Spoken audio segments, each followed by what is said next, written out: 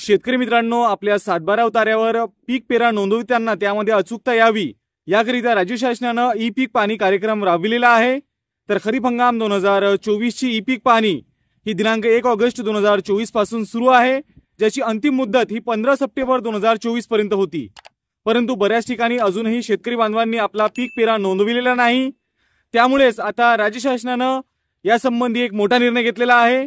E पीक पाहणी करण्याची जी मुदत आहे ती आता 7 दिवसांनी वाढवण्यात आलेली आहे। तर शेतकरी मित्रांनो, जर तुम्ही अजून सुद्धा आपली ई पीक पाहणी केलेली नसेल तर 23 सप्टेंबर 2024 पर्यंत तुम्हाला आपली ई पीक पाहणी ही या ठिकाणी करता येणार आहे। तर लक्षात असू द्या, ई पीक पाहणी करण्याची अंतिम मुदत आता 23 सप्टेंबर 2024 पर्यंत असणार आहे।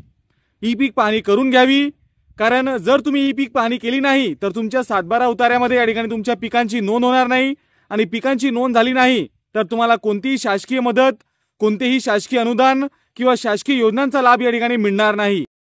तर शेतकरी मित्रांनो, ई पीक पाहणी कशी करावी या संबंधीचा सविस्तर माहितीचा व्हिडिओ आपल्या चॅनलवर उपलब्ध आहे। त्याची लिंक तुम्हाला या व्हिडिओच्या डिस्क्रिप्शन मध्ये मिळून जाईल। तो व्हिडिओ पाहून तुम्ही आपली ई पीक पाहणी पूर्ण करून घ्यावी। तर अशा प्रकारे अत्यंत महत्त्वपूर्ण अशी अपडेट आपण या व्हिडिओमध्ये जाणून घेतले। जास्तीत जास्त शेतकरी बांधवांपर्यंत हा व्हिडिओ शेअर करा।